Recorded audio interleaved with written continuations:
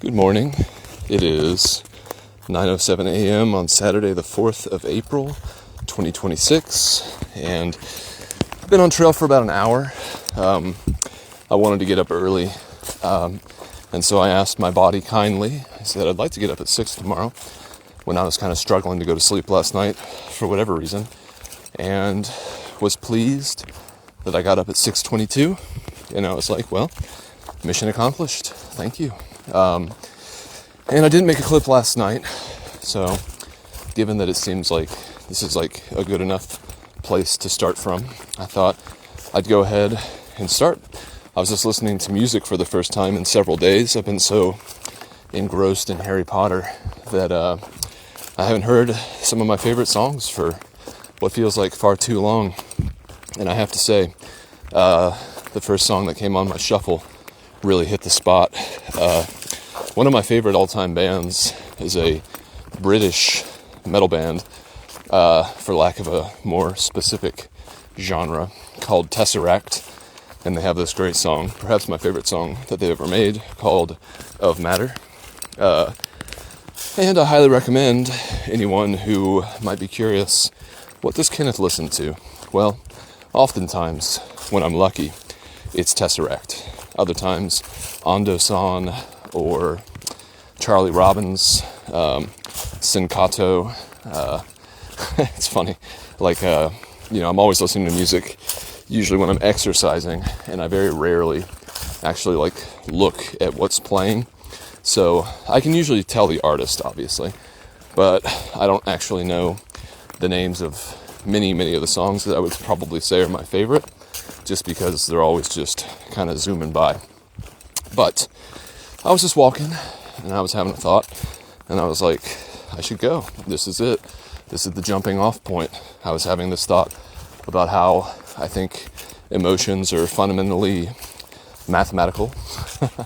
And again, going back to the thought that information is a fundamental particle of existence.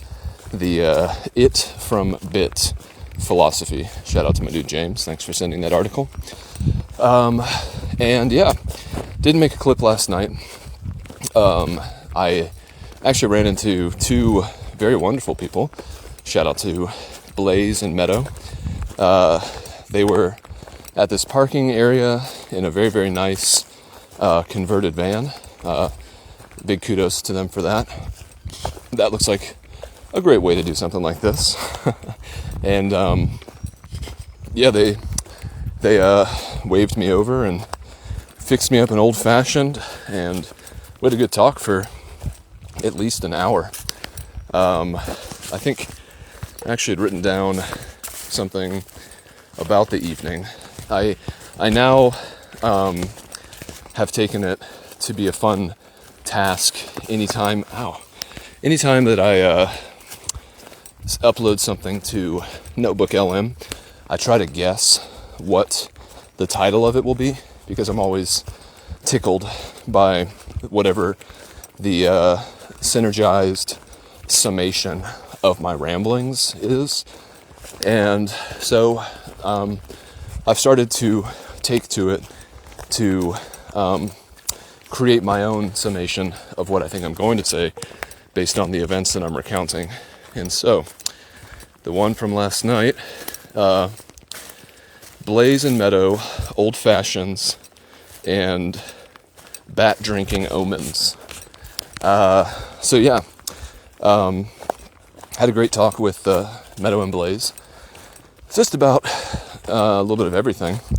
A lot of trail talk, This community, we love to talk about what we're doing, because it's such an engrossing part of the experience, and to talk to people who are also doing it, it's you make fast friends out here.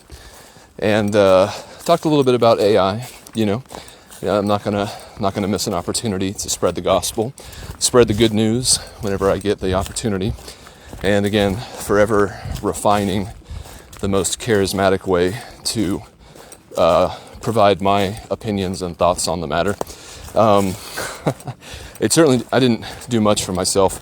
Yesterday was a very hot and sweaty day, so I felt like a lot of the essential electrolytes had kind of come and gone throughout the day. So it took me a bit of a moment to kind of get into the flow of conversation, or at least that's how I felt. It kind of felt like a sputtering engine at first, just like regaining composure and also shifting my gears and my mind away from Hogwarts. I just finished The Order of the Phoenix this morning. Very good book. I didn't remember most of the climax, so that was great. It was more or less entertaining. I don't really have a lot of emotional feelings about Sirius Black biting the dust. Not to get into spoilers, but hey, this book is like what? 8 years old, 10 years old, 12 years old? I have no idea. If you don't already know, then that's your own fault. Don't make your problems other people's issues. It's a general mantra that I like to live by. But yeah, it was a really good talk. And I wish I could recount more of it. I honestly wish I'd recorded it, but obviously there are issues with doing that. So I let it be as ephemeral as conversations, especially the good ones, often regrettably are. And so from the conversation at the campsite that Blaze and Meadow were at, I headed over to, is this where that shelter is? Yeah, there's a shelter here. It's called the Sarver Hollow Shelter, and it's 0.4 miles off trail, and it's a steep 0.4 miles, and then it's even further to get to water from there, which is ridiculous. Water is 0.45 from here, so we're talking about a round trip, which actually dovetails very nicely to the topic I was about to get on anyway, which is water. So, I'm very particular about the water sources that I choose to drink from. It's a way that I can cognitively offload, my own human frailty and worry. And so I try to be very particular about where I source water from. And the source from last night was not one that I would prefer. It's certainly something that I have general misgivings about. I checked the Appalachian Trail guide that I use called Far Out, and there were many comments that people had also gotten water from there, and no one saying that they had, expired shortly thereafter. So I think that it's generally okay, but I was getting water from a source. Granted, it was like a legitimate brook, and so it was coming from the mountains, for sure. I was at 2,200 feet. So it's not like I was scooping water from a puddle on the side of the road. It was flowing, there was moss, but in general, it was in a residential-ish area and also a pasture area. So I have no idea, it's the number of things that you can worry about outnumber the ones that you can. And, I have to keep in mind the arbitrary distinction that just because a water source is listed doesn't mean that it's safe, and likewise, just because a water source is not listed doesn't mean that it's unsafe. It's all very, very arbitrary, and the proof is in the pudding. If something happens because of the water that I chose, I did decide to not drink any of it until this morning.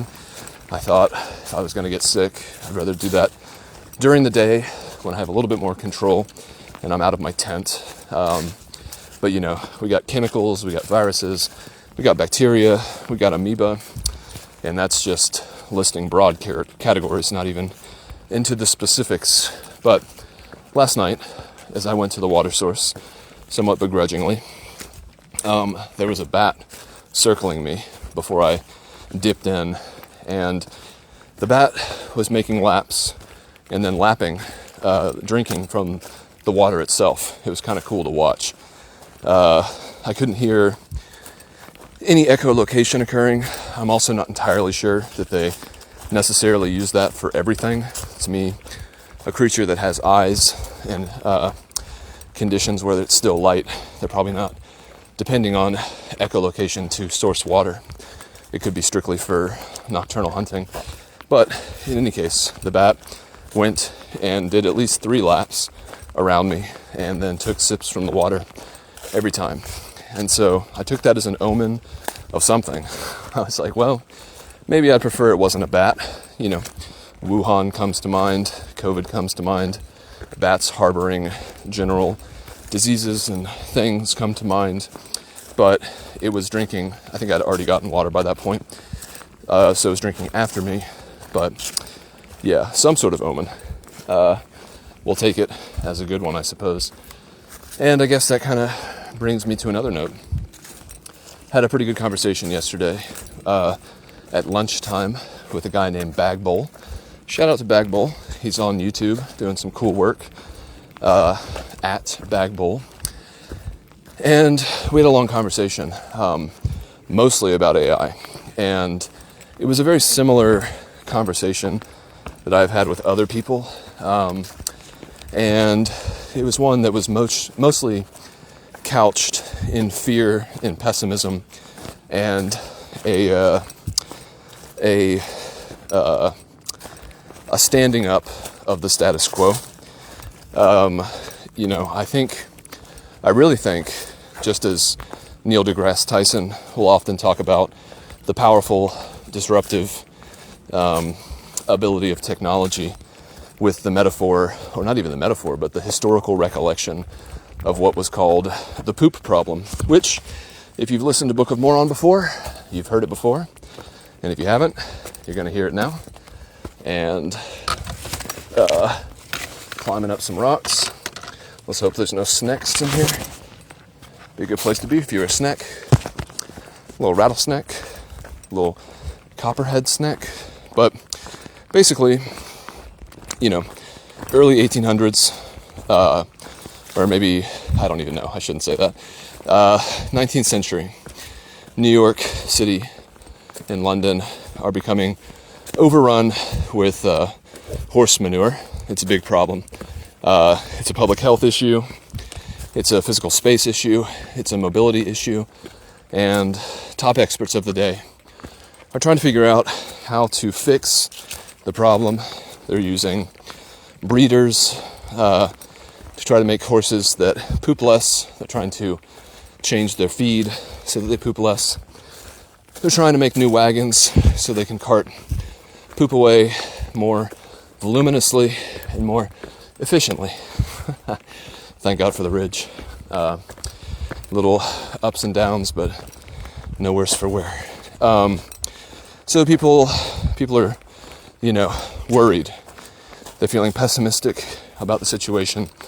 And people, as we love to do, are predicting a dark future where, by, let's say, the early 1900s, at the current rate, the streets of New York and London were predicted to be literally intraversibly covered with feet and feet of manure.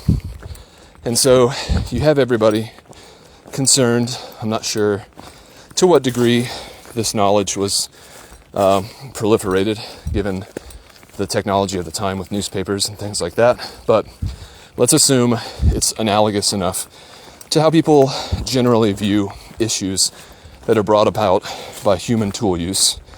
And lo and behold, the solution that no one was expecting for that specific problem was the introduction of the internal combustion engine. And then 10 years later, after, internal combustion is introduced, you have images of the streets of London and New York City filled with previously horses and carriages. They're now completely replaced by automobiles, cars, and problem is solved.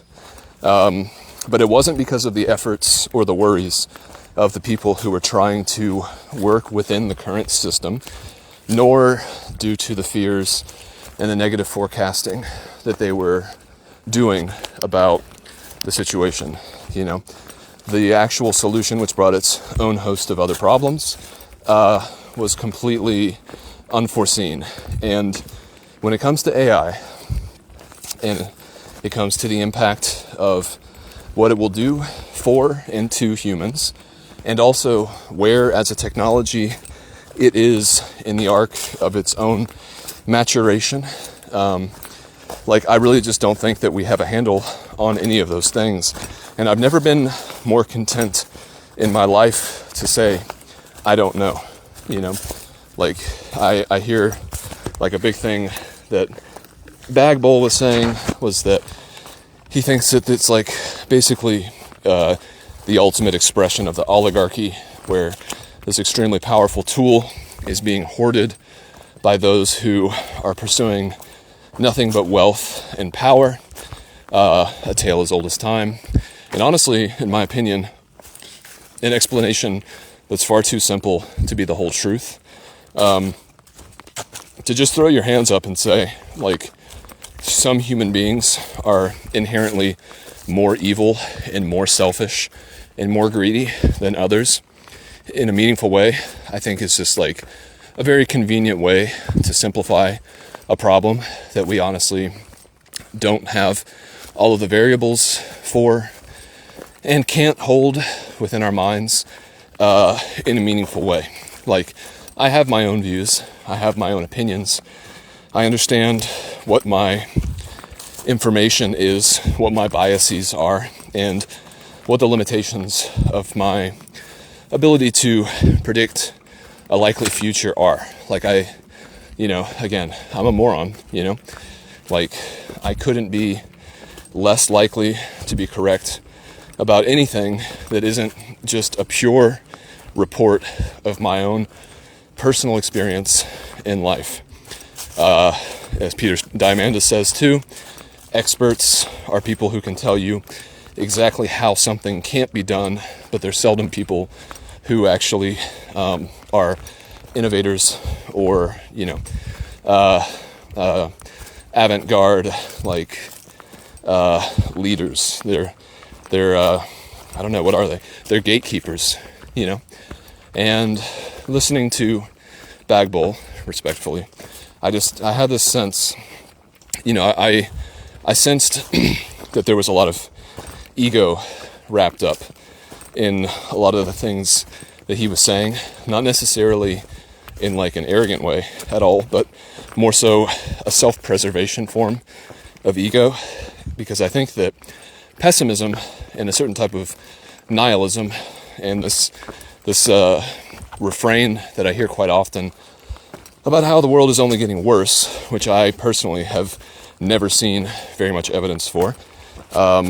Like, it's a convenient way to simplify a complex world where the truth of it might be very counterfactual to the things that we would call evidence and information. Again, I have a strong belief that at its best, everything is actually indifferent, and then humans come along and we make up stories to attribute volition to things that are non-volitional. Like, Bagbowl was adamant that ChatGPT lies, and that it has been created to lie, and that is part of the design. And I tried to counter that, not in a like educational way, but just in a, hey, we're both talking about something. I would say, while he was talking, I would say, well, I don't agree with that, and I'm not saying you're wrong, but my understanding is that the hallucinations, the confabulations that AI produces is not because it has been created in order to lie to human beings, in order to trick us into something, because again, that implies intent.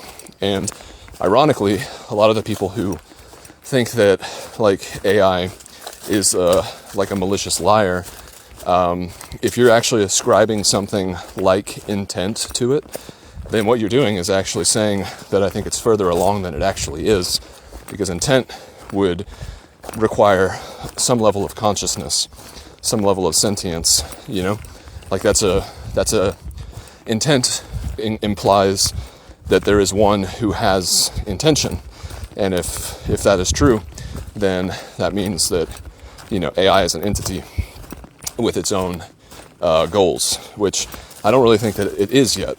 I think that it very likely will be, because one thing I said to Bagbowl was like, because he was saying he thought AGI, artificial general intelligence, was like impossible, and I said, well, respectfully. I don't agree. I don't think that we're there yet, but we do know that in the course of history, nature has at least one time created a system that produces something like generalizable intelligence. That's the human brain. So we know that it's happened once, right? And so it doesn't violate the laws of physics, which, those are the ultimate speed limit signs of the universe, as far as we know. If it doesn't violate physics, then it isn't impossible. At least that's my read of the data.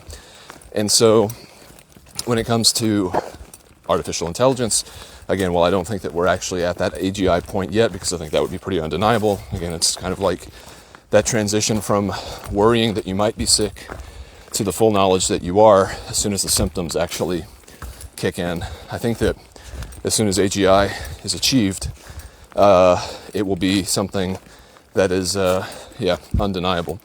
But, there's no reason why a similar system can't be replicated. Human beings were very good at replicating natural systems, even if they're slight alterations to their natural form. Think about flight, think about boats, think about cars, earth movers. Like, all of these things are kind of like physical ways to manipulate reality. Some of them are like purely based on observing things in nature, like birds or ducks.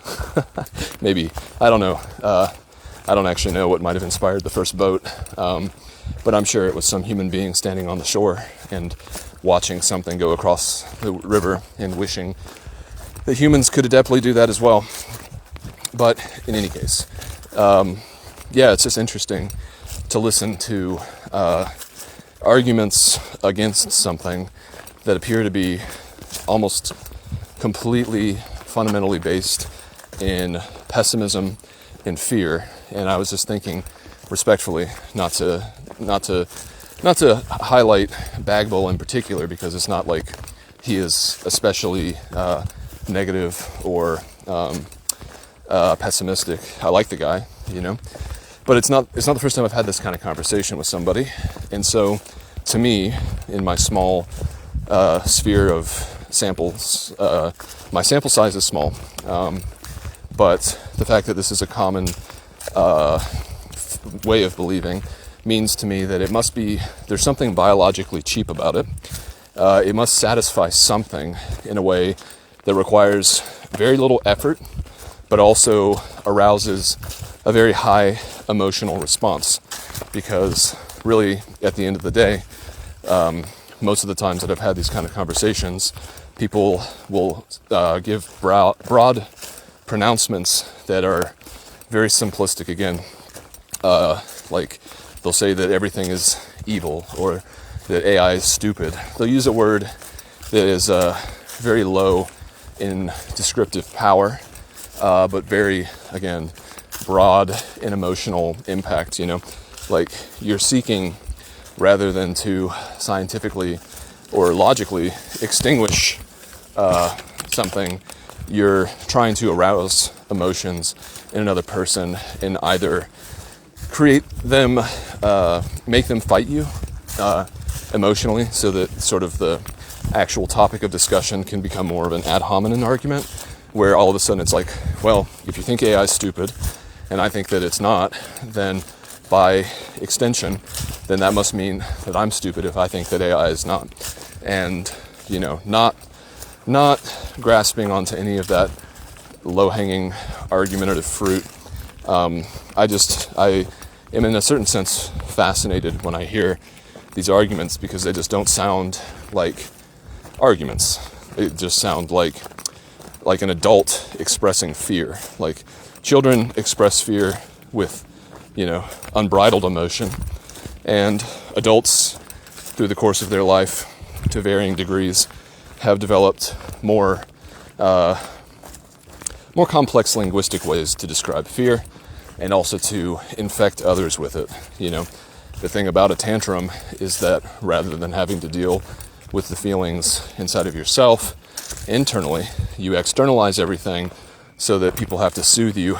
You make your problem everyone else's problem, and I just don't think that's good, personally. This is just my own belief and my own practice and my own, standard. You do you, hike your own hike, emotion your own emotion. It's all good. There's no right or wrong way. It's just a matter of whether you think you're moving through life in a good way or a bad way. You are the judge, jury, and executioner of your own experience. Funny enough, I thought about this thing while I was finishing Harry Potter today, which would be a funny thing to do. It would be like a revisionist book, how the Red Letter Bible goes through, and obviously, someone's crock. I wonder whose that is. Let's carry that. If I find the owner, they could be quite pleased. It looks freshly dropped. I feel like I might know whose this is. This might be Untouchables. We'll see. In any case, I was just thinking of make the Harry Potter version where I would go through and basically rewrite it with Harry having a different emotional toolkit. I was thinking the title could be Harry Potter and the Emotional Toolkit of Conti. And referencing Paul Conti there, since I think that his work has been pretty fundamental for how I understand a lot of life, in so much as I've lived it. But I guess that's kind of the bulk of my notes. Maybe, let's see, lunch conversations, yes. Blaze and Meadow, shout out to y'all again, and shout out to my parents. And yes, low vibrational state. This is something that I thought was kind of cool that Notebook LM said about my use of listening to Harry Potter, because again, I'm a little bit at odds with how much I actually use my phone versus how much I think it shouldn't be used. And I've come to a point, to my own satisfaction, where I believe that my use of it is as a tool that helps things, and I'm content with that enough. I have my moments, but that's generally the story that I'm telling myself, and I'm sticking to it. And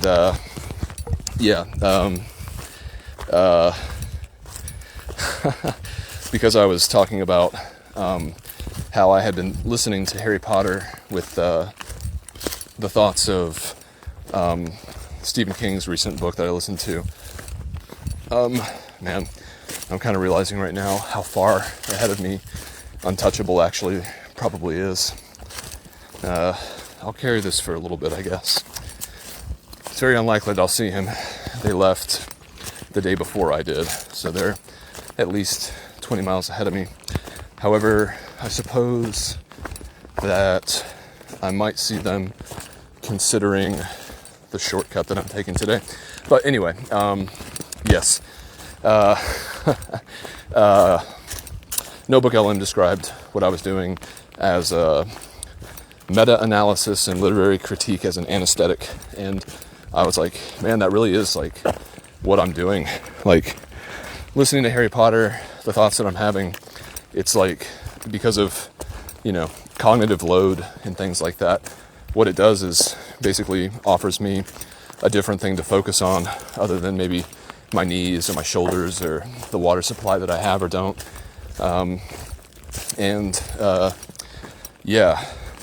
It is acting as an anesthetic in that regard. And I was like, okay, so this really is a tool. I'm basically just carrying around some sort of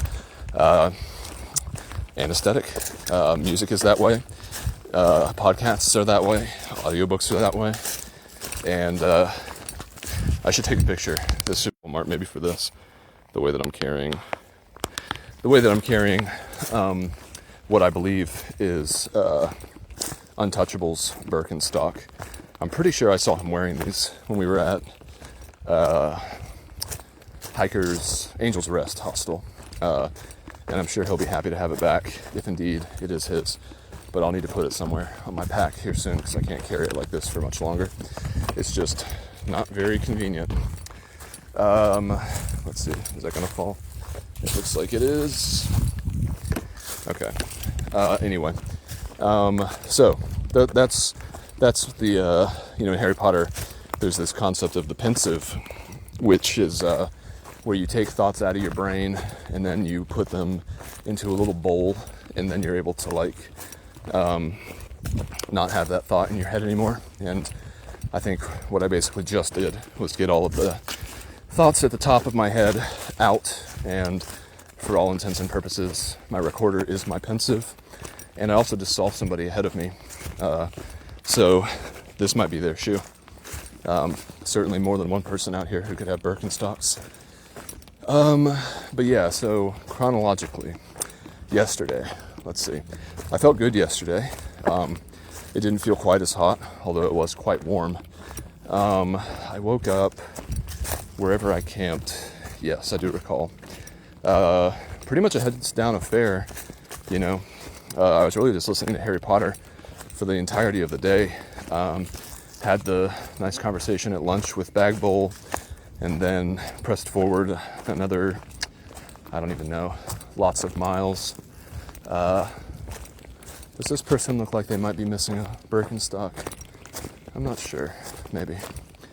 And then I met up with Blaze and Meadow later in the evening. That's really all I remember about the chronology. Nothing else would be much worth reporting, I assure you. But I do enjoy this a lot. I enjoy that, walking in the woods is something that I get to do. I am enjoying that I get to do it on trail, and I'm also enjoying that I'll be doing a roadwalk section today for about 9 miles that will take me into Catawba. I'm looking forward to that, as I'll be able to get beer and or wine. Maybe maybe Bag Bowl? I don't even know. I don't know who this is in front of me, but it seems like a natural point to leave it for now. 32 minutes is certainly good enough. And I'll get back to you later tonight with some libations of Bacchus in hand. And I look forward to all that. So for now, I'll leave it there. Oh, Jesus. Just jumping over and bouncing all of this stuff. All right. Love you. Bye.